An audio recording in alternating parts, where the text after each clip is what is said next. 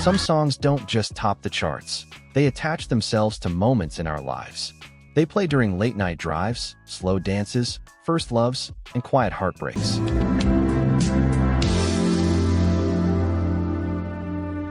And when it comes to timeless romantic ballads of the 1980s, very few songs carry the emotional weight and elegance of True by Spandau Ballet. Released in 1983, True wasn't loud. It didn't rely on spectacle or shock. Instead, it drifted into the world softly, smooth, vulnerable, and deeply human. Thank you very, very much for coming along today. We've had a fantastic morning so far. Really enjoyed it, as you can see. Over 4 decades later, it still plays at weddings, in films, and across generations who weren't even born when it first climbed the charts. Boys. You can't imagine, for us, this time last year, I don't think anyone was speaking to each other. We hadn't spoken for the last 20-odd years. But behind that polished sound lies a story far more complicated than nostalgia suggests. Because while True helped define an era, it also marked the beginning of deep fractures, creative, financial, and personal, that would eventually tear Spandau Ballet apart. So true, funny how it seems. This is the story of how 5 friends from London's underground scene became one of the defining bands of the new romantic movement, and how fame, ambition, and unresolved trust ultimately led to their fall. I said, look, can we make this work? Can we regain our friendship and everything else? Things have moved quite quickly on from that. Before the suits, the music videos, and the chart success, Spandau Ballet were just schoolmates with ambition. But never in line for dreams. Gary Kemp, Tony Hadley, Steve Norman, and John Keeble met while attending school in Islington, North I London. want to be a pop star. Well, how badly do you want it? Well, if it don't work out, I'll go back to work. That doesn't work. Like many teenagers in the mid-1970s, they bonded over music, forming early bands while still trying to find their identity. Their first serious group went through several name changes: Roots, then The Cut, then The Makers, before eventually becoming The Gentry when Gary's younger brother, Martin Kemp, joined as bassist in 1978. Head over heels, went toe to toe. They were young, working class, and ambitious, but they were also painfully aware that they were outsiders. London's music scene felt closed off. Record deals were scarce. Confidence was low. You've got to want it so badly that you will, on occasion, sit down and with disappointment and literally sob your heart out. That changed when they discovered a place called Billy's. Billy's nightclub, and later, the legendary Blitz Club, wasn't just a venue. It was a movement, hosted by Steve Strange and DJ Rusty Egan.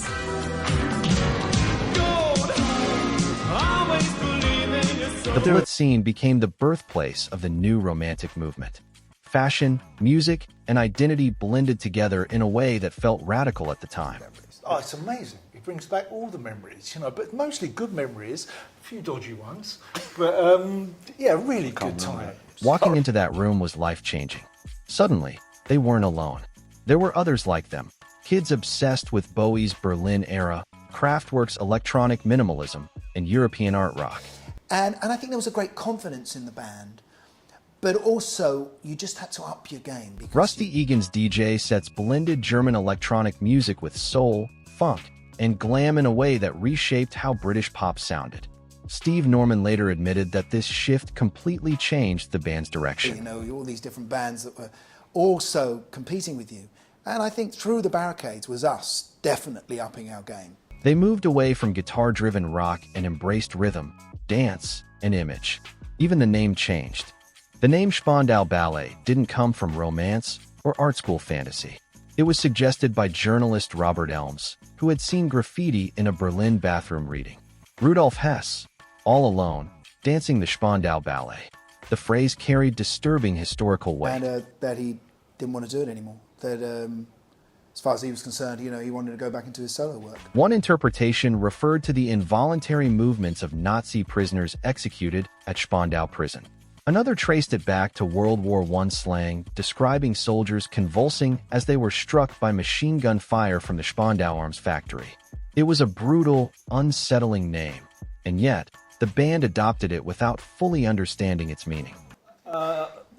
No. No. I think Tony likes the autonomy, that's what it is. Ironically, this dark name would later become synonymous with romance, elegance, and soul-infused pop.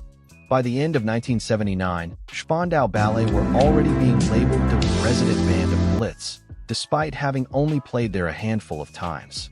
Their image, discipline, and exclusivity made them stand out. And as an opportunity, to get someone better, better than me. And, In October 1980, they signed with Chrysalis Records, and success came quickly.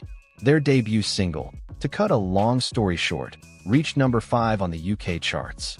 Follow-up releases like The Freeze and Musclebound kept the momentum going, all leading to their debut album, Journeys to Glory, in 1981. Television appearances on Top of the Pops turned them from underground favorites into mainstream contenders almost overnight. But something was missing. By 1982, the band began to feel boxed in by the new romantic label. They didn't want to be remembered as a fashion moment. They wanted longevity. Gary Kemp, the band's primary songwriter, began leaning heavily into soul music, especially Marvin Gaye and Al Green. This wasn't just a musical choice. It was philosophical. To Gary, soul represented warmth, honesty, and emotional truth. Everything he felt rock critics dismissed. That evolution culminated in the 1983 album True, and at its center was a song that would define the band forever. True wasn't written in luxury studios or during world tours. Gary Kemp wrote it while still living at his parents' house. Unsure of his future, uncertain of love, and quietly infatuated with Claire Grogan, lead singer of Altered Images. Their relationship was platonic. His feelings were not returned. But that unrequited longing became fuel. Lines like, "Why do I find it hard to write the next line?" weren't clever metaphors. They were literal. Gary was writing about his own inability to express love freely. References throughout the song were deeply personal, including literary nods and inside jokes only Claire would recognize. Musically, True drew inspiration from Al Green's Let's Stay Together, though the band made a controversial choice. Martin Kemp didn't play bass on the track. Instead, they used a synthesized bass line to achieve a smoother, more contemporary feel. When the song was first played back in the studio, even the engineers began singing along. They knew. True spent 4 weeks at number 1 in the UK and reached number 4 in the United States, Spandau Ballet's only major American hit. The album sold millions. The band had arrived. Follow-up singles like Gold and Only When You Leave continued their success, but cracks were already forming beneath the surface. As the 1980s progressed, internal tensions grew. Gary's dominance as songwriter meant royalty checks were uneven. Ego clashed with gratitude. Touring fatigue set in. And by the time the band released Heart Like a Sky in 1989, morale had collapsed. Tony Hadley later admitted he hated the album and struggled with anxiety and insomnia during its recording. Shortly after, the band quietly disbanded. What followed wasn't just a breakup, it was war. Tony Hadley, Steve Norman, and John Keeble sued Gary Kemp, claiming there had been a verbal agreement to share songwriting royalties. Gary denied it. The court ruled in his favor. The verdict confirmed Gary as the sole songwriter, leaving the others without future royalties, and forced to sell their shares in the Spandau Ballet Company just to cover legal costs. Any remaining friendship was gone. For nearly 2 decades, Spandau Ballet didn't exist. Gary and Martin Kemp found success as actors. Tony pursued a solo career with limited results. The bitterness lingered. Then, in 2009, something unexpected happened. They reunited. Time had softened old wounds. The reunion tour sold out globally, earning millions and reminding the world how powerful their catalog still was. Their comeback album, Once More, won awards, and the band seemed healed. But the peace didn't last. In 2017, Tony Hadley announced he was leaving Spandau Ballet for good. The split was not amicable. Attempts to replace him with a new singer failed.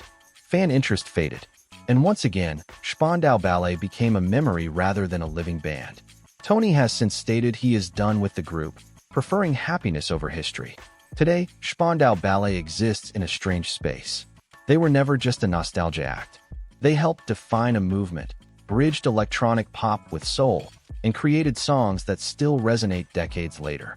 True remains their emotional center, a song born from vulnerability, longing, and restraint. And perhaps that's the irony. The band that wrote one of the most sincere love songs of the 1980s ultimately fell apart because trust, communication, and emotional honesty were never fully shared. The music endures, but the friendships didn't. And that may be the truest story of Spandau Ballet.